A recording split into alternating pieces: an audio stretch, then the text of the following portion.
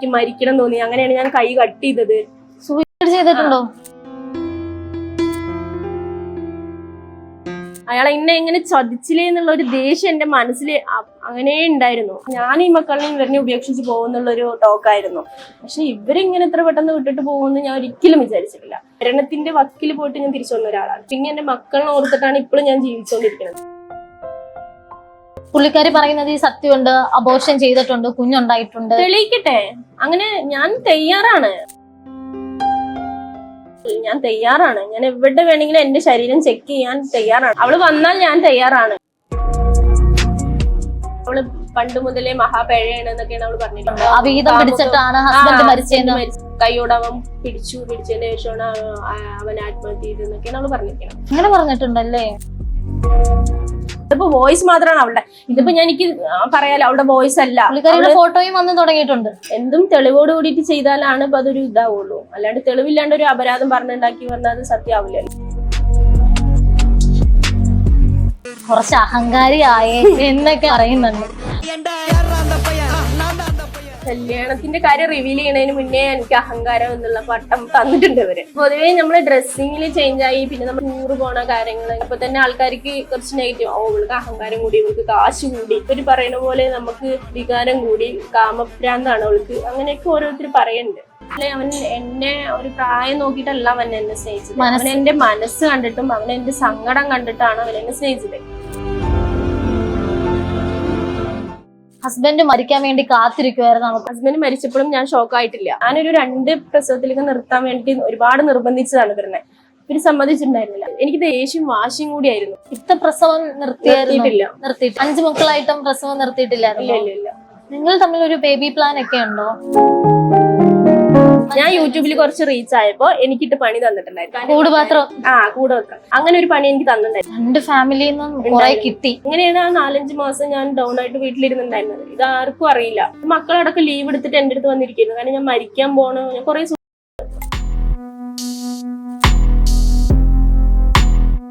ഇവര് നിങ്ങൾ മീന ബീവി എന്നുള്ള ഒരു യൂട്യൂബ് ചാനൽ ആരുണ്ടല്ലോ, അവരൊക്കെയാണ് ഇതിന്റെ മെയിൻ ആൾക്കാര്. എനിക്ക് പറയാനുള്ളത് എന്ന് വെച്ചാല് ഇതിന്റെ ഒരു അവശിഷ്ടം തിന്നുകൊണ്ടിരിക്കുന്നവരാണ് അവര്. കാരണം എന്റെ വീഡിയോസ് എടുത്തിട്ട് റീച്ച് ആയിട്ട് അതിൽ നിന്ന് ക്യാഷ് കിട്ടിയിട്ടാണ് അവര് ജീവിക്കുന്നത്.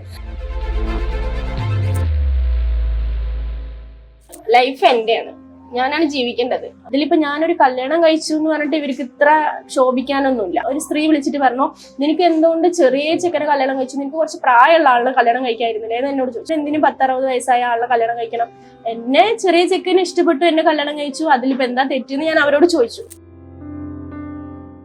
മക്കള് പാവം, അയ്യോ പാവം മക്കള് ഭയങ്കര ഇതായി, മക്കളെ ഇനി ഇവളെ നോക്കില്ല എന്നൊക്കെയാണ് ഈ പറയുന്ന ആൾക്കാരെല്ലാം എന്റെ മക്കളെ നോക്കണത്.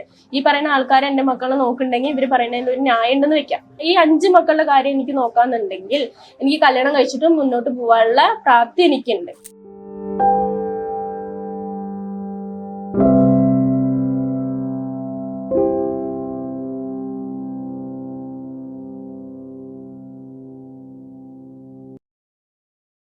ഇത്രയ്ക്ക് ഈ ഒരു മാരേജ് കഴിഞ്ഞതിലൂടെ ഫുൾ നെഗറ്റീവ് ആണ് വരുന്നത്.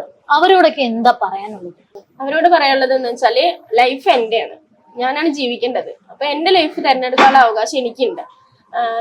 പിന്നെ ഒരു കാരണം കാണിക്കുന്നത് എന്റെ മക്കളിലാണ്. അപ്പൊ ആ മക്കളിനെ ഇതിന്റെ മുന്നും ഞാനാ നോക്കിയിരിക്കുന്നത്, ഇപ്പോഴും കല്യാണം കഴിഞ്ഞതിന് ശേഷം ഞാനാ നോക്കുന്നത്, ഇനി ഇവിടെ നിന്ന് അങ്ങോട്ടും ഞാനാണ് നോക്കുന്നത്. അതിലിപ്പോ ഒരു മാറ്റം വരാനില്ല. അപ്പൊ ഇവർക്ക് ഇതിൽ ഒരു നഷ്ടവും വരാനില്ല. ഞാൻ സോഷ്യൽ മീഡിയയിൽ എല്ലാവരും ഉള്ള പോലെ തന്നെ ഞാൻ വീഡിയോസ് ചെയ്യണു, എന്റെ കാര്യങ്ങൾ പറയണു, പോണു, അത്രേ ഉള്ളൂ. അതിലിപ്പോ ഞാനൊരു കല്യാണം കഴിച്ചു എന്ന് പറഞ്ഞിട്ട് ഇവർക്ക് ഇത്ര ക്ഷോഭിക്കാനൊന്നുമില്ല. അതും കൂടുതലായിട്ട് ഇവർക്ക് ഞാൻ ചെറിയൊരു ചെക്കനെ കല്യാണം കഴിച്ചു എന്ന് പറഞ്ഞിട്ടാണ് കൂടുതലായിട്ടുള്ള എനിക്ക് കോൾസും കാര്യങ്ങളൊക്കെ വന്നിട്ടുണ്ടായിരുന്നത്. അപ്പൊ എനിക്കൊരു ഒരു സ്ത്രീ വിളിച്ചിട്ട് പറഞ്ഞു, നിനക്ക് എന്തുകൊണ്ട് ചെറിയ ചെക്കനെ കല്യാണം കഴിച്ചു, നിനക്ക് കുറച്ച് പ്രായമുള്ള ആളുടെ കല്യാണം കഴിക്കായിരുന്നില്ലേ എന്ന് എന്നോട് ചോദിച്ചു. ഞാനപ്പോ അവരോട് പറഞ്ഞു, ഞാൻ എന്തിനും 10-60 വയസ്സായ ആളുടെ കല്യാണം കഴിക്കണം? എന്നെ ചെറിയ ചെക്കനെ ഇഷ്ടപ്പെട്ടു എന്നെ കല്യാണം കഴിച്ചു, അതിലിപ്പോ എന്താ തെറ്റെന്ന് ഞാൻ അവരോട് ചോദിച്ചു. അപ്പൊ ഇവർക്കൊക്കെ എന്താന്ന് വെച്ചാല് നമുക്ക് ചെറിയൊരു ചെക്കനെ കല്യാണം കഴിക്കാൻ കിട്ടി, അല്ലെങ്കിൽ എന്റെ ലൈഫ് ഇങ്ങനെ ആയി, നല്ല രീതിയിൽ മുന്നോട്ട് പോണതിൽ ഇവർക്ക് ഭയങ്കരമായിട്ടുള്ള അസൂയാണ്. നെഗറ്റീവ് പറയുന്നവർക്ക് കുറച്ച്, കാരണം നമ്മുടെ ചാനൽ കുറച്ച് കയറിപ്പോയി, പിന്നെ എനിക്ക് നല്ലൊരു ലൈഫ് കിട്ടി, അങ്ങനെ. പിന്നെ ഇവര് മക്കള് പാവം, അയ്യോ പാവം മക്കള് ഭയങ്കര ഇതായി, മക്കളെ ഇനി ഇവളെ നോക്കില്ല എന്നൊക്കെയാണ്. എന്റെ മക്കള് എന്നും എന്റെ കൂടെ സേഫാണ്. ഈ പറയുന്ന ആൾക്കാരല്ല എന്റെ മക്കളെ നോക്കണത്. ഈ പറയുന്ന ആൾക്കാർ എന്റെ മക്കളെ നോക്കുന്നുണ്ടെങ്കിൽ ഇവര് പറയുന്നതിൽ ഒരു ന്യായം ഉണ്ടെന്ന് വെക്കാം. എന്റെ മക്കളെ നോക്കണത് ഞാനാണ്. എന്റെ മക്കളുടെ എല്ലാ കാര്യങ്ങളും ഇപ്പൊ എന്റെ മക്കളെ എത്തിങ്ങാനയിൽ കൊണ്ടുവിട്ടു എന്നൊക്കെയാണ് പറയുന്നത്. എന്റെ മക്കളെ എത്തിങ്ങാനയിൽ പഠിക്കാനാണ് കൊണ്ടുവിട്ടിരിക്കുന്നത്. പഠിക്കുന്നതിന്റെ കൂടെ തന്നെ എല്ലാ കാര്യങ്ങളും ഞാനാണ് നോക്കണത്. അപ്പൊ ഈ 5 മക്കളുടെ കാര്യം എനിക്ക് നോക്കാന്നുണ്ടെങ്കിൽ എനിക്ക് കല്യാണം കഴിച്ചിട്ട് മുന്നോട്ട് പോകാനുള്ള പ്രാപ്തി എനിക്കുണ്ട്. അപ്പൊ ഈ പറയുന്നവർ അസൂയപ്പെട്ടിട്ട് ഒരു കാര്യമില്ല. കുഞ്ഞുങ്ങളെ നോക്കാൻ വയ്യാത്തോണ്ടാണോ എത്തിങ്ങാനയില് കൊണ്ടാക്കിയത്? അല്ല, ഇത് ഞാൻ ഇക്ക മരിച്ചു കൊടുത്തത് തന്നെ എത്തിങ്ങാനയിൽ കൊണ്ടാക്കിയത് എന്ന് വെച്ചാല് പഠിക്കാൻ. അവരുടെ മെയിൻ ആയിട്ട് ഇപ്പൊ നമ്മൾ 5 ആളിനെ ഒരുമിച്ച് കൊണ്ടുപോകാൻ ഒരിക്കലും പറ്റില്ല. അപ്പൊ അവര് പഠിക്കുക, ഇപ്പൊ നമ്മളുടെ മതപരമായിട്ടുള്ള പഠിപ്പും കാര്യങ്ങളൊക്കെ കിട്ടുമല്ലോ എന്ന് വെച്ചിട്ടാണ് എത്തിങ്ങാനയിൽ കൊണ്ടുവിട്ടത്. അപ്പം അവര് പറഞ്ഞിട്ടില്ലായിരുന്നു ഉമ്മ എനിക്ക് എത്തിങ്ങാനയിൽ പോവണ്ട, എനിക്ക് ഉമ്മാടെ കൂടെ നിൽക്കാനാണ് ഇഷ്ടം? ആദ്യമൊക്കെ അവർക്ക് ഒരു പേടി ഉണ്ടായിരുന്നു. കാരണം വിട്ടു നിൽക്കല്ലേ, കുറെ വർഷത്തിന് ശേഷം വിട്ടു നിൽക്കുമ്പോൾ അവർക്ക് ഒരു പേടി ഉണ്ടായിരുന്നു എങ്ങനെ ഉണ്ടാവും എന്നുള്ളത്. പിന്നെ അവിടെ പോയി ഒരു 1 വീക്ക് കഴിഞ്ഞത് അവര് ഹാപ്പി ആയി. പിന്നെ അവര് ഇപ്പൊ എനിക്ക് യൂട്യൂബിൽ വരുമാനമൊക്കെ വരാൻ തുടങ്ങിയപ്പോ ഞാൻ മക്കളോട് പറഞ്ഞു, നിങ്ങൾ എന്താ ഈ പ്രാവശ്യം ഇങ്ങോട്ട് മാറിക്കോ, നമുക്ക് ഒരുമിച്ച് നിൽക്കാന്ന് പറഞ്ഞു. അപ്പൊ അവര് പറഞ്ഞു വേണ്ടമ്മ, ഞങ്ങൾ ഇനി ഇവിടെ തന്നെ പഠിക്കാം, ഞങ്ങൾക്ക് ഇവിടെ ഇഷ്ടം. ഞാനിവിടെ മോൻ പറഞ്ഞത് എന്റെ +2 കഴിഞ്ഞിട്ട് ഞാൻ ഒരു കോഴ്സ് എടുത്ത് ഞാൻ ഇവിടെ പഠിക്കണം എന്നാണ് അവർ പറഞ്ഞത്. അപ്പൊ അതില് ഞാൻ തള്ളി വിട്ടിട്ടില്ല. അവരുടെ ഇഷ്ടം എന്താണോ എത്തിങ്ങാനയില് 2 ആളുണ്ട്. രണ്ടാമത്തും മൂത്തതും അവിടെയും.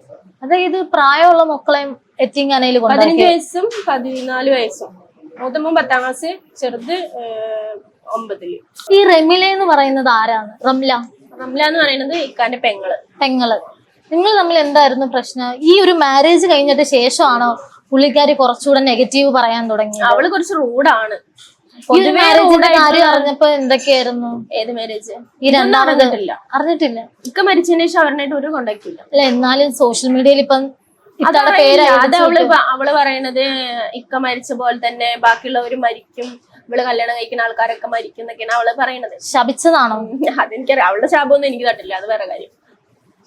അവള് കുറച്ച് നല്ല പെണ്ണാണെങ്കിലാണ് നമുക്കതൊരു അവള് പറയുന്നതൊക്കെ നമുക്ക് വലിക്കുള്ളൂ. കാരണം അവളെ മോശം ക്യാരക്ടർ ആകുമ്പോ പിന്നെ എന്തിനാ ഞാൻ അവളെ പേടിക്കണം?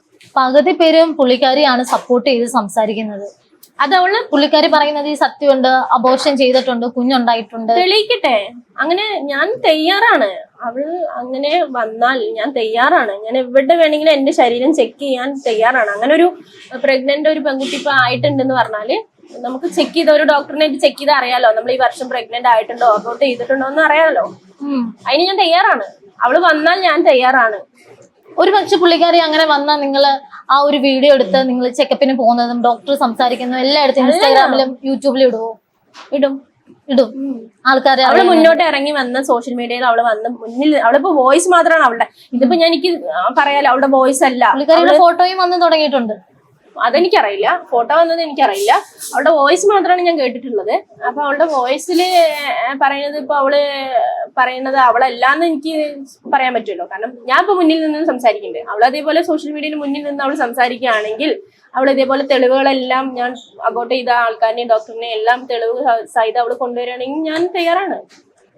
ഇതല്ലേ പറയുന്ന? അല്ല, ഇത് മഷൂറാണ്. ഇത് വേറൊരു വീഡിയോ ചെയ്യുന്ന ഒരു വ്യക്തിയാണ്. ഇവര് നിങ്ങൾ ഉടായ്പാന്ന്? ഇവള് കുറച്ച് ഉടായ്പ.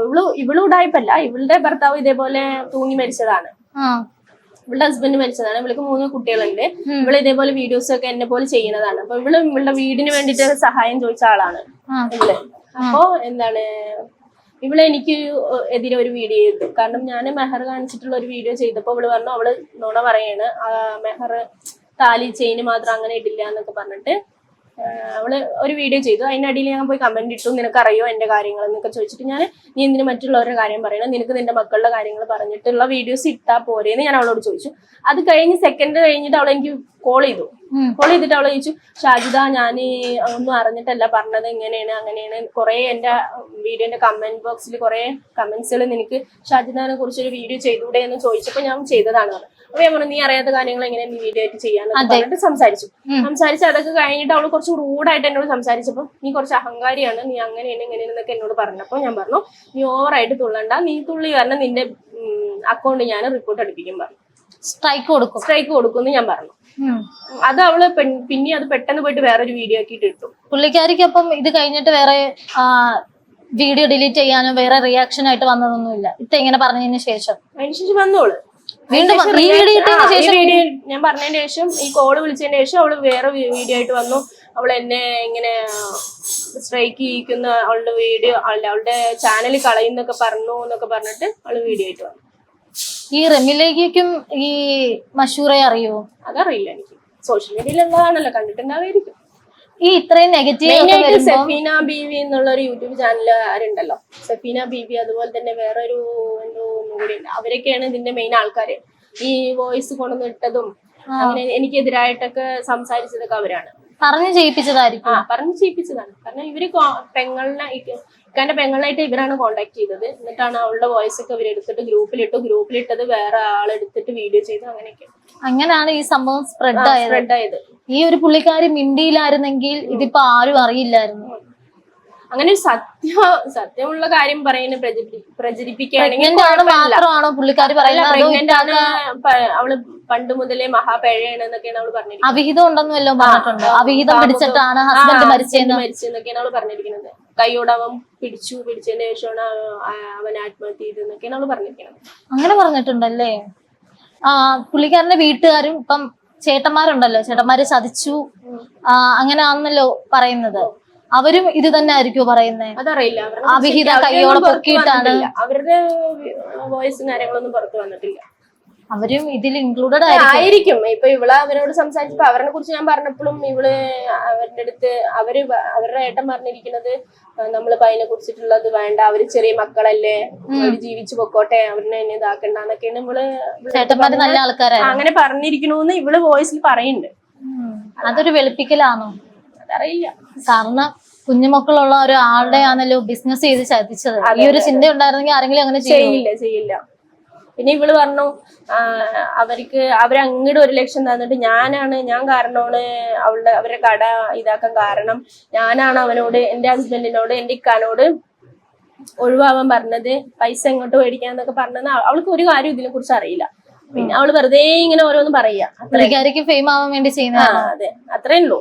അവള് ഫേമസ് ആയാലും ഇല്ലെങ്കിൽ അവള് സോഷ്യൽ മീഡിയ ഇപ്പൊ ഈ പറയുന്ന സഫീന ബീവിന്റെ ഇതിൽ മുന്നിൽ നിന്ന് വന്ന് പറയണമെങ്കിൽ എനിക്ക് കുഴപ്പമില്ല. അവള് മുന്നിൽ നിന്ന് ഈ തെളിവോട് കൂടിയിട്ട് തെളിവോട് കൂടിയിട്ട് ചെയ്താലാണ് ഇപ്പൊ അതൊരു ഇതാവുള്ളൂ. അല്ലാണ്ട് തെളിവില്ലാണ്ട് ഒരു അപരാധം പറഞ്ഞുണ്ടാക്കി പറഞ്ഞാൽ അത് സത്യമാവില്ലല്ലോ. വാക്കുകൊണ്ട് പറഞ്ഞാൽ ഒരു പ്രഗ്നന്റ് ആവില്ലല്ലോ ഒരു സ്ത്രീ. ബന്ധുക്കൾക്ക് ഫുള്ള് ഇത്തരത്തെ എതിർപ്പാണ്, എല്ലാരും നെഗറ്റീവ് ആണ് പറയുന്നത്. അല്ല, ബന്ധുക്കൾ എന്ന് പറഞ്ഞാല് എന്റെ കുടുംബത്തിൽ ഇപ്പൊ എനിക്ക് നെഗറ്റീവായിട്ട് പറയാൻ ആരുമില്ല. എന്റെ വീട്ടിൽ നിന്ന് എന്റെ ഉമ്മാന്റെ സൈഡിൽ നിന്നൊന്നും ആരും എനിക്ക് നെഗറ്റീവായിട്ട് വന്നിട്ടില്ല.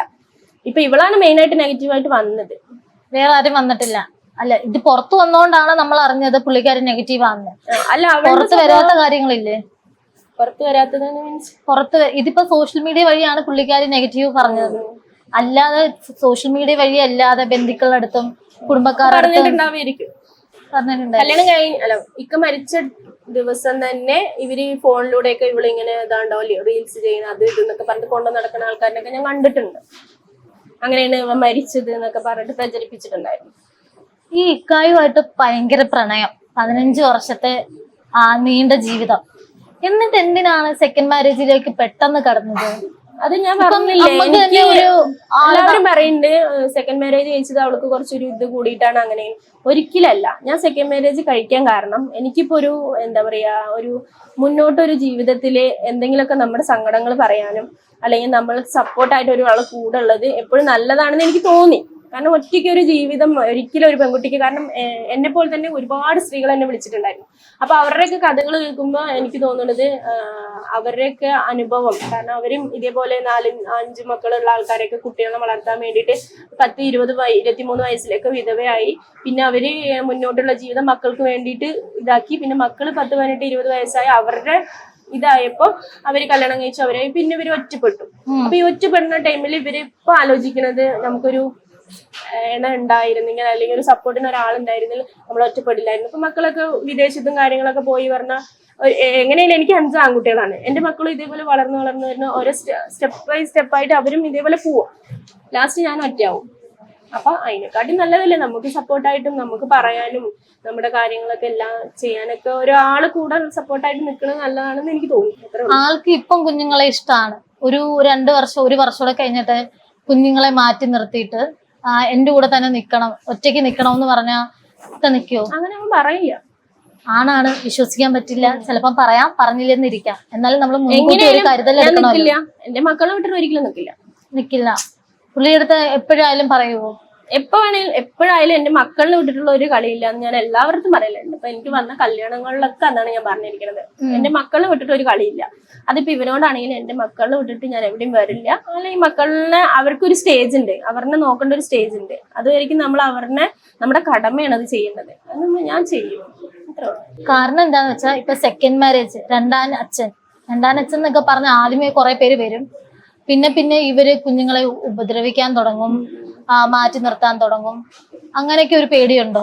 ഇല്ല, അങ്ങനത്തെ ഒരു ക്യാരക്ടറൊന്നും അല്ല അവൻ. കാരണം ഒരു കുട്ടിയല്ല, 5 പേരാണ്. 5 പേരെ നോക്കുന്നൊക്കെ പറയുന്നത് ചെറിയ കാര്യമല്ല. അല്ല, മക്കളുടെ കാര്യത്തിൽ ഇപ്പൊ അങ്ങനെ വല്ലാണ്ട് അവൻ തീരുമാനങ്ങൾ എടുക്കുന്നൊന്നും എനിക്ക് തോന്നുന്നില്ല. എന്റെ ഇഷ്ടമാണ്. ലീഗലി ഹസ്ബൻഡ് ആയെന്നോ? നിങ്ങൾ രജിസ്റ്റർ മാരേജ് ചെയ്തിട്ടില്ല. രജിസ്റ്റർ മാരേജ് ചെയ്യാൻ എന്നാണ് തീരുമാനിച്ചേക്കുന്നത്? ആളിനി വന്നിട്ട് വേണം. വന്നിട്ട് പോയില്ലേ, പെട്ടെന്ന് പോയില്ല. അവൻ വിസ അടിക്കും, അവന്റെ ഒരു കാര്യത്തിന് വേണ്ടി പെട്ടെന്ന് വന്ന് ഇത് കഴിഞ്ഞിട്ട് അവൻ പോയി. പിന്നെ അവൻ നാട്ടിൽ വന്നിട്ട് വേണം ഈ കാര്യങ്ങൾ ചെയ്യാൻ. നിക്കാഹ് ചെയ്യാൻ നേരത്ത് ആരാ കൈ പിടിച്ചു തന്നത്? സഹോദരങ്ങളോ ഉപ്പയോ ആയിരിക്കും?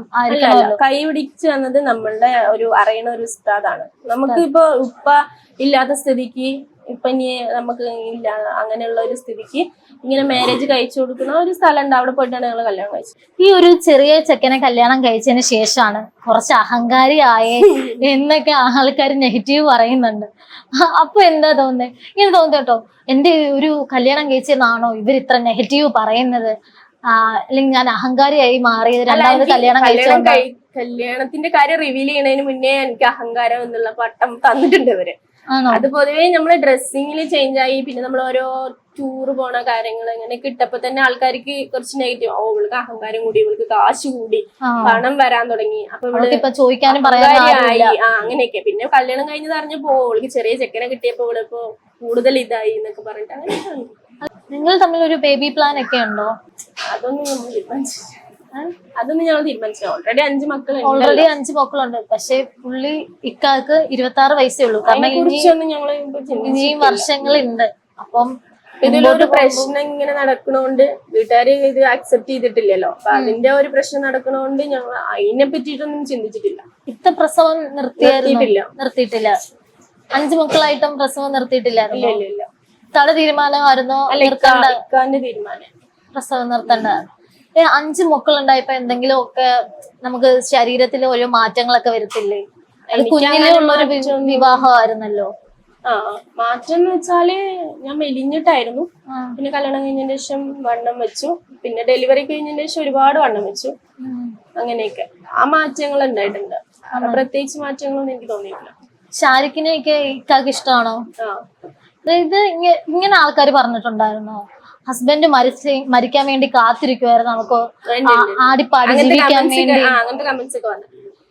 ഹസ്ബൻഡ് മരിച്ചപ്പോഴും ഞാൻ പറയട്ടെ, ഹസ്ബൻഡ് മരിച്ചപ്പോഴും ഞാൻ ഷോക്ക് ആയിട്ടില്ല. ഷോക്ക് ആവാണ്ട് ഞാൻ പിടിച്ചു നിന്നിട്ടുണ്ട്, കരുത്തോടെ നിന്നിട്ടുണ്ട്. എനിക്ക് ദേഷ്യമായിരുന്നു ആ ടൈമിൽ. എനിക്ക് ദേഷ്യം വാശിയും കൂടിയായിരുന്നു. കാരണം ആള് മരിച്ച ആ ടൈമില് ആളെ നമ്മൾ അത്രയും വിശ്വസിച്ച് കൂടെ നിന്നിട്ട് അയാളെ എങ്ങനെ ചതിച്ചില്ലേ എന്നുള്ള ഒരു ദേഷ്യം എന്റെ മനസ്സിൽ അങ്ങനെ ഉണ്ടായിരുന്നു. പക്ഷെ ആ വിഷമം ഉണ്ടെങ്കിലും ഉള്ളിൽ ഞാൻ ഒതുക്കിയിട്ട് വാശിയോടുകൂടി മുന്നോട്ട് പോയ ഒരാളാണ് ഞാൻ. മരിച്ചപ്പോഴും ആ ദേഷ്യം ഉണ്ടായിരുന്നു. മരിച്ചു കഴിഞ്ഞപ്പോഴും എന്റെ ഉള്ളിൽ സങ്കടം ഉണ്ടെങ്കിലും ഇവരോട് ദേഷ്യം ഉണ്ടായിരുന്നു. കാരണം ഇവരെ ഇട്ടിട്ട് പോയില്ലേ. 5 മക്കളെ ഇവർക്ക് ഞാനൊരു 2 പ്രസവത്തിലേക്ക് നിർത്താൻ വേണ്ടി ഒരുപാട് നിർബന്ധിച്ചതാണ് ഇവരെ. ഇവര് സമ്മതിച്ചിട്ടുണ്ടായിരുന്നില്ല. അപ്പൊ ഇങ്ങനെ ഇവര് 5 മക്കളാണവരെയും ഇവരെ സപ്പോർട്ട് ചെയ്തിട്ട് എന്നും ഞാൻ കൂടെ ഉണ്ടല്ലോ എന്നുള്ള ഒരു സപ്പോർട്ടിങ്ങിലാണ് ഞാൻ പോയിട്ടുണ്ടായിരുന്നത്. പെട്ടെന്ന് ഒരു ദിവസം നമ്മൾ ഇട്ടിട്ട് പോകുമ്പോ അപ്പൊ ഞാൻ ചിന്തിക്കുന്നില്ല ഈ മനുഷ്യൻ നമ്മൾ ഇട്ടിട്ട് പോകുമെന്ന്. ഞാൻ ഇട്ടിട്ട് പോകുന്നുള്ളതാണ് പറഞ്ഞിട്ടുണ്ടായിരുന്നത്. കാരണം ഞാൻ ഈ മക്കളെയും ഇവരിനെ ഉപേക്ഷിച്ച് പോകുന്നുള്ളൊരു ടോക്കായിരുന്നു. പക്ഷെ ഇവരിങ്ങനെ ഇത്ര പെട്ടെന്ന് വിട്ടിട്ട് പോകുമെന്ന് ഞാൻ ഒരിക്കലും വിചാരിച്ചിട്ടില്ല.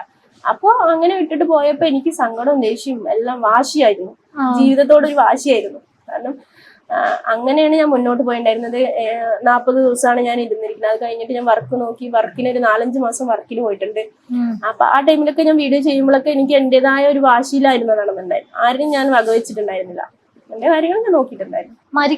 അതിന്റെ ഇടയിൽ എനിക്കൊരു കാര്യം പറയാനുണ്ട്. ഈ ഒരു 4-5 മാസം ഞാൻ വയ്യാണ്ട് കിടന്നു എന്ന് പറഞ്ഞല്ലോ. അപ്പൊ നമ്മളുടെ ഇടയിൽ നിങ്ങൾക്ക് അതിനെ പറ്റിയിട്ട് അറിയാന്നറിയില്ല, ഒരു സിഹിർ പറഞ്ഞൊരു സംഭവമുണ്ട്. ഒരു മാരണം ചെയ്യുക അങ്ങനെയൊക്കെ ഉണ്ടല്ലോ. അത് പറഞ്ഞ ഒരാളിനെ വേറൊരു രീതിയിൽ ചെയ്യുന്ന ഒരു സംഭവമുണ്ട്. സിഹർ അതിനെ കുറിച്ച് എന്താണെന്ന് അറിയില്ല എനിക്ക്. അങ്ങനെ ഒരു സംഭവം ഉണ്ട്. അങ്ങനെ പറഞ്ഞാൽ ഈ ജോത്സ്യന്മാരുടെ അടുത്ത് പോയിട്ട് പണി ആത്മാവിനെ കൊടുക്കുക, ജോത്സ്യമാര് തോറ്റ് പണി കൊടുക്കുക. കാരണം ഞാൻ മനസ്സിലായി, യൂട്യൂബിൽ കുറച്ച് റീച്ച് ആയപ്പോ എനിക്കിട്ട് പണി തന്നിട്ടുണ്ടായിരുന്നു. അതെന്റെ ഇക്കാന്റെ കൂടുപാത്രം. കൂടോത്രം. അപ്പൊ അതെന്റെ ഇക്കാന്റെ വീട്ടുകാരും പിന്നെ എന്റെ കുറച്ച് വീട്ടുകാരത്തെ ആൾക്കാരും കൂടിയിട്ട് ചെയ്തിരിക്കണെന്ന് അയാൾ പറഞ്ഞു. അങ്ങനെ ഒരു പണി എനിക്ക് തന്നിട്ടുണ്ടായിരുന്നു. പറഞ്ഞത് ജോത്സ്യനും വേറെ ഞങ്ങളുടെ തങ്ങള് എന്നുള്ള ഒരു ഞങ്ങൾക്കും ഉണ്ടല്ലോ ഒരു ഉസ്താദ്മാര് കാര്യം, അവരുടെ അടുത്ത് നോക്കിയിട്ട് രണ്ട് ഭാഗത്തും നോക്കിയിട്ടുണ്ട്. അപ്പൊ ഇവര് ഹിന്ദു വിഭാഗത്തിലും ചെയ്തിട്ടുണ്ട്, മുസ്ലിം വിഭാഗത്തിലും ചെയ്തിട്ടുണ്ട്. അങ്ങനെ 2 തരത്തിലാണ് ചെയ്തിരിക്കുന്നത്. അപ്പൊ ആ 4-5 മാസം ഞാൻ ഇങ്ങനെ വയ്യാണ്ടായിട്ട് ഇരുന്നതിന് കാരണം ഞാൻ ഫോൺ എടുക്കാൻ പാടില്ല, ചെയ്തതിരിക്കുന്നത് ഫോൺ എടുക്കാൻ പാടില്ല, ഇനി സോഷ്യൽ മീഡിയയിൽ വരാൻ പാടില്ല, ഇനി നമ്മൾ ഈ അങ്ങനെ ഞാൻ മുന്നോട്ട് ഇനി നല്ല ജീവിതം എനിക്ക് നയിക്കാൻ പാടില്ല എന്ന് പറഞ്ഞിട്ടാണ് ഇവര് ചെയ്തിട്ടുണ്ടായിരുന്നത്. അപ്പോ അത് ഞങ്ങള് അങ്ങനെയാണ് എനിക്ക് ഡിപ്രഷൻ, ഈ കാര്യങ്ങള് എനിക്ക് മരിക്കണം തോന്നി. അങ്ങനെയാണ് ഞാൻ കൈ കട്ട് ചെയ്തത്. ഞാൻ ഈ കൈ കട്ട് ചെയ്തിട്ടുണ്ട്. അപ്പൊ അത് കൈ കട്ട് ചെയ്യാനൊക്കെ കാരണം എനിക്ക് മരിക്കണം എന്നുള്ളൊരു ചിന്ത വരുമായിരുന്നു. ഇതെല്ലാരും കാണണം. ശ്രമിച്ചിട്ടുണ്ട്, നെഗറ്റീവ് പറയുന്നവർക്ക് വേണ്ടിയിട്ടാണ്. അപ്പൊ ഇതൊന്നും യൂട്യൂബിൽ പറഞ്ഞിട്ടില്ല. ഇന്നലത്തെ ഇന്റർവ്യൂല് ഞാൻ പറഞ്ഞിട്ടുണ്ട്. ഞാൻ എന്റെ അക്കൗണ്ടിൽ ഞാൻ പറഞ്ഞിട്ടില്ല, പക്ഷെ ഇതൊക്കെ കാരണമാണ്. ഈ 4 മാസം ഇതായിരുന്നു, ഈ 4 മാസം ഇങ്ങനത്തെ പ്രശ്നത്തിലാണെന്ന് ഞാൻ വീട്ടിലിരുന്നത്. പക്ഷെ ഇവള് പറഞ്ഞത് ഞാൻ 4 മാസം ഗർഭിണിയായിട്ട് വീട്ടിലിരുന്നു എന്നാണ്. അതിനുള്ള തെളിവുണ്ട്. കാരണം എന്നെ അങ്ങനെ പണി ഒപ്പിച്ചിട്ടുണ്ടായിരുന്നു. ഞാൻ ഫോണേ എടുക്കണ്ടായിരുന്നില്ല, മക്കളോട് സംസാരിക്കണ്ടായിരുന്നില്ല, ഉമ്മാനായിട്ട് സംസാരിക്കില്ല, ഭക്ഷണം കഴിക്കില്ല, അങ്ങനെ മെലിഞ്ഞ് ഒട്ടി ഉണങ്ങിയിട്ടുണ്ടായിരുന്നു. ഞാൻ അങ്ങനത്തെ ഒരു ആളായി മാറിയിട്ടുണ്ടായിരുന്നു. മെന്റലി ഭയങ്കര ഡൗൺ ആയിരുന്നു, ഡിപ്രഷനായി. അങ്ങനെ ഇതൊക്കെ ഞങ്ങള് നോക്കിയെടുത്ത് മാനസികമായിട്ട് തകർന്നു. പിന്നെ ഇങ്ങനെയുള്ള കാര്യങ്ങളൊക്കെ നോക്കിയെടുത്ത് അങ്ങനെ ഒരുപാട് സമയത്ത് കുഞ്ഞുങ്ങളുടെ അടുത്ത് ദേഷ്യമൊക്കെ അവരുടെ സ്നേഹം ഉണ്ടായിരുന്നില്ല. അങ്ങനെയൊക്കെ അവരിനായിട്ട് സ്നേഹം ഇല്ലാണ്ടിരിക്കാനും അങ്ങനെയൊക്കെയാണ് ചെയ്തിട്ടുണ്ടായിരുന്നത്. സോഷ്യൽ മീഡിയയിൽ ഇനി വരാൻ പാടില്ല, ഫോൺ ഞാൻ ഉപയോഗിക്കാൻ പാടില്ല എന്ന് പറഞ്ഞിട്ട് ഫോണിൽ ഞാൻ തൊട്ടിട്ടുണ്ടായിരുന്നില്ല. അങ്ങനെയാണ് എന്റെ പഴയ വീഡിയോസ് ഒക്കെ ഞാൻ ഡിലീറ്റ് ആക്കിയത്.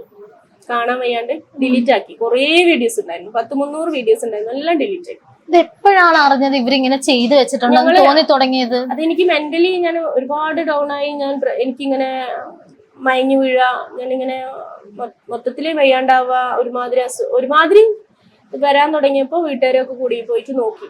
ഇങ്ങനെയുള്ളൊരു സാധനം ചെയ്യുമ്പോ നമ്മുടെ വീടിന്റെ പരിസരത്ത് വല്ലതും ആയിരിക്കും ആദ്യമേ കൊണ്ടുവെക്കുന്നത്. അങ്ങനെ വീടിന്റെ ശരീരത്തിൽ എന്തൊക്കെയോ ഇവര് ചെയ്തു വെച്ചിരിക്കുന്നു. പേരും നാളും കാര്യങ്ങളൊക്കെ കൊടുത്തിട്ട് ശരീരത്തിൽ നമുക്ക് അങ്ങനെ ഓരോന്ന് ചെയ്തു വെക്കില്ല, അങ്ങനെ ചെയ്തിരുന്നേ. ഇതിനുള്ള പരിഹാരം ചെയ്തായിരുന്നു? ചെയ്തു. ഞങ്ങള് 2 ഭാഗത്തും പോയി, തങ്ങളുടെ അടുത്തും പോയി, ജോത്സ്യന്റെ അടുത്തും പോയി. 2 ഭാഗത്തുനിന്ന് പോയപ്പോ ഞങ്ങളുടെ അടുത്ത് പറഞ്ഞത് ഭർത്താവിന്റെ വീട്ടുകാരുണ്ട്, ഭർത്താവിന്റെ വീട്ടുകാർ ചെയ്തിട്ടുണ്ട്, അതുപോലെ തന്നെ എന്റെ ഉമ്മാന്റെ കുറച്ച് ആൾക്കാരും ചെയ്തിട്ടുണ്ട്. 2 ശത്രുക്കൾ ഉണ്ട് എന്ന് പറഞ്ഞു. 2 ഫാമിലിയിൽ നിന്നും കിട്ടി. 2 ഫാമിലിയിൽ നിന്നുണ്ടായി. അങ്ങനെയാണ് ആ 4-5 മാസം ഞാൻ ഡൗൺ ആയിട്ട് വീട്ടിലിരുന്നുണ്ടായിരുന്നത്. ഇത് ആർക്കും അറിയില്ല. അതിനാണ് അവള് പറഞ്ഞത് 4-5 മാസം സോഷ്യൽ മീഡിയയിൽ വന്നിട്ടില്ല.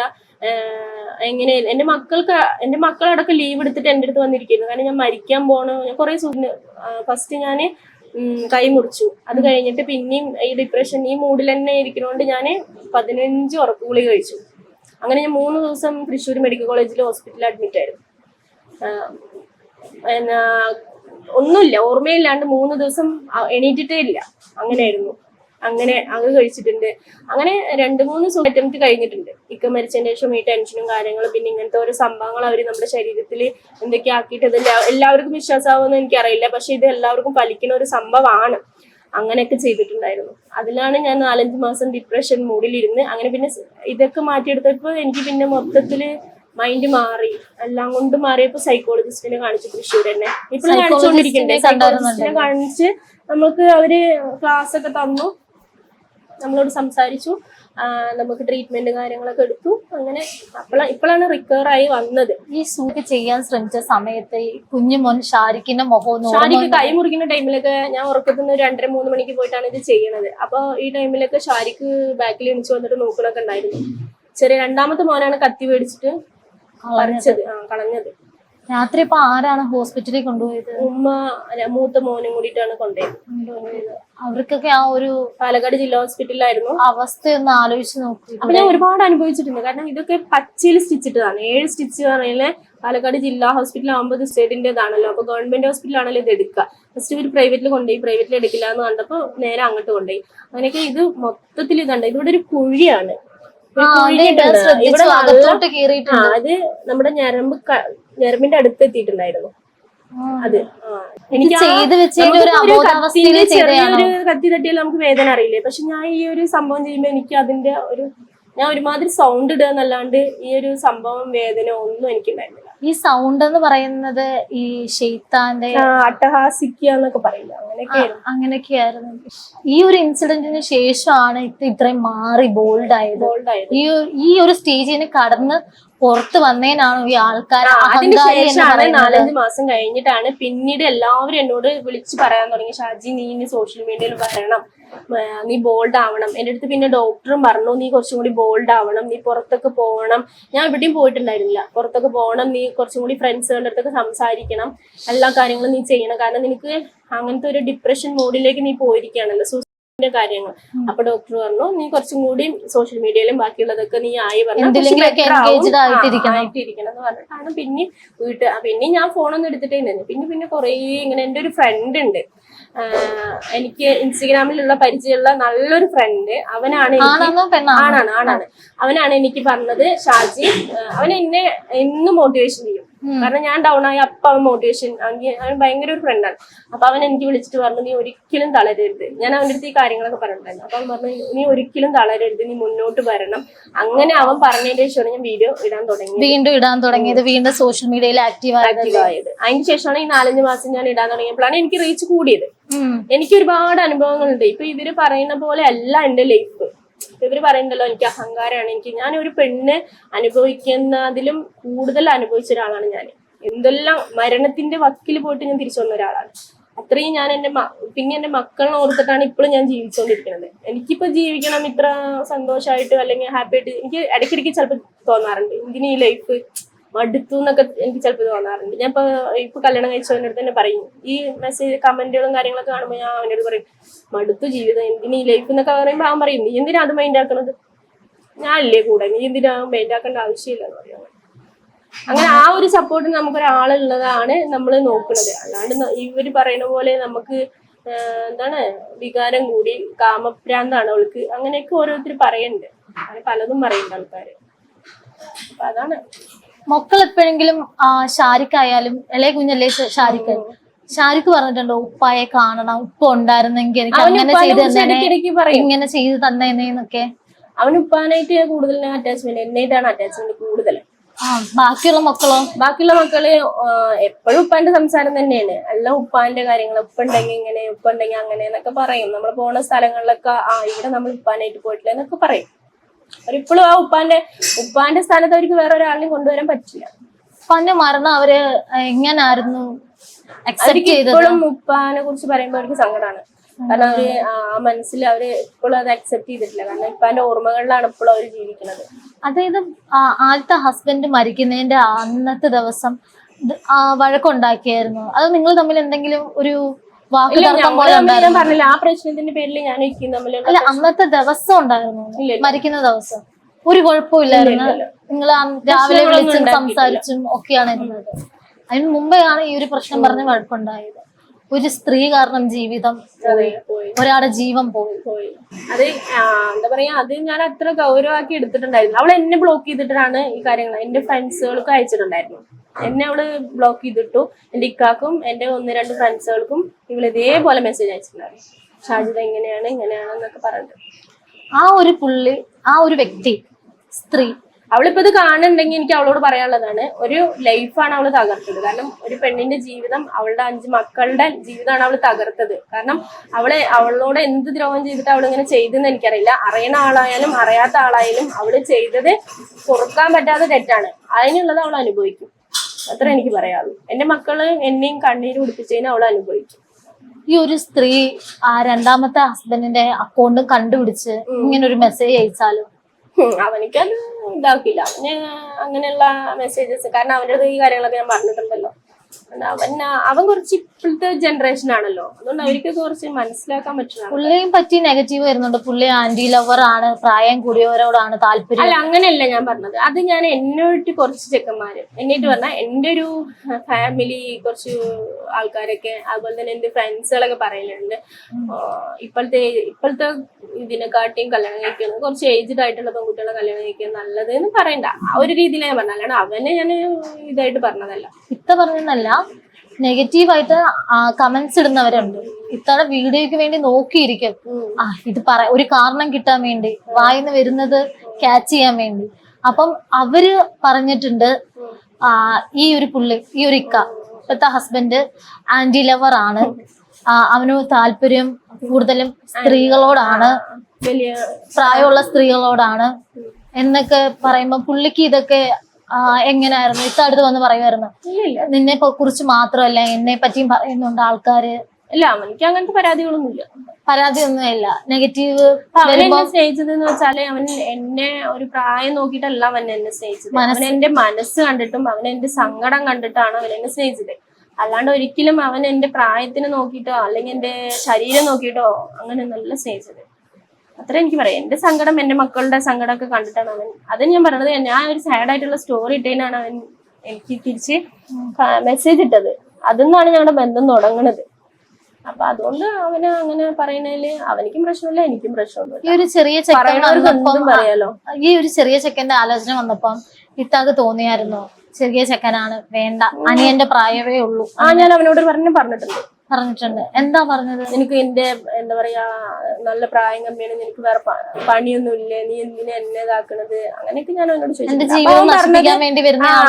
എന്തിനാ എന്റെ ലൈഫിൽ നീ ഇങ്ങനെ കയറി കളിക്കുന്നതെന്ന് ചോദിച്ചപ്പോ അവൻ പറഞ്ഞത്, ഞാൻ നിന്റെ പ്രായോ കാര്യങ്ങളോ നോക്കിയിട്ടില്ല, നിനക്കിപ്പോ ഇങ്ങനെ ഒരു 5 കുട്ടികളില്ല എന്നുണ്ടെങ്കിൽ നിന്നെ ഞാൻ, കാരണം സ്റ്റാർട്ടിങ്ങിലെ അവൻ കല്യാണം കഴിച്ചിട്ടുണ്ടാവും, വീട്ടുകാരോട് പറഞ്ഞിട്ടുണ്ടാവും എന്നൊക്കെ അവൻ പറഞ്ഞു. അപ്പൊ അവനിക്ക് അത്രയ്ക്ക് ഇഷ്ടമായതുകൊണ്ടാണല്ലോ. പിന്നെ എന്റെ ക്യാരക്ടറും നമ്മള് സംസാരിക്കുന്ന രീതിയും അങ്ങനെയൊക്കെ. ഈ ഇത്താടെ വീഡിയോസ് എടുത്ത് ഇൻസ്റ്റാഗ്രാമിൽ കുറെ പേര്, ഇൻസ്റ്റാഗ്രാമിലല്ല സോറി യൂട്യൂബില് റിയാക്ട് ചെയ്യുന്ന യൂട്യൂബേഴ്സ് ഉണ്ട്. അവരോടൊക്കെ എങ്ങനെ പ്രതികരിക്കുന്നത്? അവരോട് ഞാൻ എന്താ പറയാ, അതന്നെ എന്റെ വീഡിയോസ് മോശമായിട്ടാണ് പറയണത്. അപ്പൊ അവരോട് എനിക്ക് പറയാനുള്ളത് എന്ന് വെച്ചാല്, ശരിക്കും പറഞ്ഞാൽ എന്റെ ഒരു അവശിഷ്ടം തിന്നുകൊണ്ട് നിൽക്കുന്നവരാണ് അവര്. കാരണം എന്റെ വീഡിയോസ് എടുത്തിട്ട് റീച്ച് ആയിട്ട് അതിൽ നിന്ന് ക്യാഷ് കിട്ടിയിട്ടാണ് അവര് ജീവിക്കുന്നത്. അവരോടൊക്കെ എനിക്ക് പുച്ഛം മാത്രമാണ്. കാരണം അങ്ങനെ വീഡിയോസ് ഇടുന്നവരോട് എനിക്ക് പുച്ഛം മാത്രമാണ്. കാരണം സ്വന്തം കണ്ടന്റ്, ഇപ്പൊ ഞാൻ എന്റെ കണ്ടന്റ് ആണ്, എന്റെ മക്കള് ഞാൻ എന്നുള്ള ഒരു കണ്ടന്റിലാണ് ജീവിക്കുന്നത്. ഇപ്പൊ റിയാക്ഷൻ വീഡിയോസ് ചെയ്യണതിൽ നല്ലത് ചെയ്യുന്നവരുണ്ട്, കെട്ടത് ചെയ്യുന്നവരുണ്ട്. അതിൽ ഇങ്ങനെ മോശമായിട്ടൊരു സ്ത്രീനെ എത്രത്തോളം ഇതായിട്ട് പ്രചരിപ്പിക്കാന്ന് പറ്റുന്നത് അവര് ചെയ്ത് കാണിക്കുമ്പോൾ എന്നിട്ട് ആ കാശ് കൊണ്ടാണ് അവര് ജീവിക്കുന്നത്. അപ്പൊ അവരോട് എനിക്ക് വെറും പുച്ഛം മാത്രമേ ഉള്ളൂ. എന്റെ മക്കളുടെയും ഇങ്ങനെ പറഞ്ഞിട്ട് ചെയ്യണതില് അത് അവരുടെ ക്യാരക്ടർ അങ്ങനെ ആയിരിക്കും. അവരോട് കൂടുതലായിട്ടൊന്നും പറയാനില്ല. കാരണം അവരുടെ പണി അവര് ചെയ്യട്ടെ. അതിലിപ്പോ മോശമായാലും നല്ലതായാലും ഇപ്പൊ അവര് പറയട്ടെ, ഞാൻ പറയട്ടെ, ഞാനിപ്പോ കുറച്ചിങ്ങനെ എന്റെ ഒരു ഇതിലിങ്ങനെ നിക്കണോണ്ട് ഇപ്പൊ എന്റെ കാര്യം, ഇപ്പൊ അടുത്തത് വേറൊരു കുട്ടിന്റെ കാര്യം വന്നാൽ അവര് അതിന്റെ പിന്നാലെ പോകും. അങ്ങനെയാണ് അവര് വരുന്നതിന്റെ പിന്നാലെ പോകും. ന്യൂസ് അങ്ങനെയാണല്ലോ, അത് അവരങ്ങനെ പോകും. ഓക്കെ, പക്ഷെ മൂത്ത മോൻ കാര്യങ്ങളെല്ലാം മനസ്സിലാക്കാൻ പറ്റിയ ഒരു പ്രായമാണ്. 15 വയസ്സ് ചെറുതല്ല. സ്വന്തം ഉമ്മയെ പറ്റി യൂട്യൂബിൽ നെഗറ്റീവ് വരുന്നു, ഉമ്മാക്ക് അവിഹിതം ഉണ്ടെന്ന് പറയുന്നു. ഞാൻ ഇന്നലെ വിളിച്ചപ്പോ പറഞ്ഞിട്ടുണ്ടായിരുന്നു, ഇങ്ങനെ ഉമ്മാക്ക് ഗർഭമൊക്കെ ഉണ്ടാക്കിയിട്ടുണ്ട്, നിന്റെ ആന്റി ഉണ്ടാക്കിയിട്ടുണ്ട് എന്ന് പറഞ്ഞിട്ട് ഞാൻ മോനോട് പറഞ്ഞപ്പോ മോൻ പറഞ്ഞത്, അവരവിടെ വരെയൊക്കെ എത്തിയാ, വേറെ പണിയില്ല അല്ലെ, ഇതുവരെ ദ്രോഹിച്ചത് പോരെ, ഇനിയും ഇവിടുന്ന് അങ്ങോട്ടും നമ്മളെ ദ്രോഹിക്കാനാണോ എന്നാണ്. അവർക്ക് വെറുപ്പാണ്. എന്റെ മക്കൾക്കില്ലേ, അവർ ഉപ്പാന്റെ ആൾക്കാർ പറഞ്ഞ വെറുപ്പാണ്. അത്രയും ദ്രോഹിച്ചു. ഈ ആന്റിനെയൊക്കെ പറഞ്ഞ അവർക്ക് ഭയങ്കര വെറുപ്പാണ് എന്റെ മക്കൾക്കൊക്കെ. കാരണം അവള് സ്നേഹിച്ചിട്ടില്ല. അവള് സ്നേഹിച്ചാലല്ലേ നമ്മള് അവളെ തിരിച്ച് സ്നേഹിക്കുള്ളൂ. അവര് സ്നേഹിക്കാത്തതുകൊണ്ട് തന്നെ മക്കൾക്ക് വെറുപ്പാണ്. ബാക്കി രണ്ടാമത്തെ മോനായാലും ഇതൊക്കെ എന്നുവെച്ചാ സ്കൂളിലല്ലേ പഠിക്കുന്നത്, ബാക്കിയുള്ള പിള്ളേര് വന്ന് പറയില്ലേ, നിന്റെ ഉമ്മയെ പറ്റി അങ്ങനെ പറയുന്നുണ്ട്, നിന്റെ ഉമ്മയെ പറ്റി ഇങ്ങനെയാണ്, നിന്റെ ഉമ്മ അങ്ങനെയാണ്. അവരുടെ സ്കൂളിലും മദ്രസയിലും ഒക്കെ എന്റെ വീഡിയോസ് കാണാൻ, അവരുടെ ഉമ്മമാരും ടീച്ചർമാരടക്കം എന്റെ വീഡിയോസ് കാണാനാണ്. ഞാൻ ആ സ്കൂളിൽ പോകുമ്പോഴേക്ക് എന്നെ എല്ലാവരും പൊതിയുന്നതാണ്, സപ്പോർട്ടാണ്, എനിക്ക് ഫുൾ സപ്പോർട്ടാണ്. അപ്പൊ എന്റെ നെഗറ്റീവ്സ് അവർ പറയുന്നതിന് തന്നെ അവർക്ക് അറിയാം ഇങ്ങനെയുള്ള നെഗറ്റീവ്സ് ആണ് വരുന്നത്. അതുകൊണ്ട് മക്കളുടെ അടുത്ത് അങ്ങനെയുള്ളതൊന്നും ചോദിക്കില്ല. ഇപ്പൊ ഉസ്താദുമാരെന്നെ ഇപ്പൊ എല്ലാവരും പറയുന്നുണ്ട്, ഇവളെങ്ങനെയൊക്കെ നടക്കണോണ്ട് മക്കളുടെ ഉസ്താദുമാർ ഇതൊന്നും കാണില്ലേ. ഈ ഉസ്താദുമാരൊക്കെ എനിക്ക് സപ്പോർട്ടാണ്. അവർക്കറിയാം ഞാൻ ജീവിക്കാൻ വേണ്ടിയിട്ടാണ് ഇത് ചെയ്യണത്. അല്ലെ അവരൊക്കെ എന്റെ വീഡിയോസ്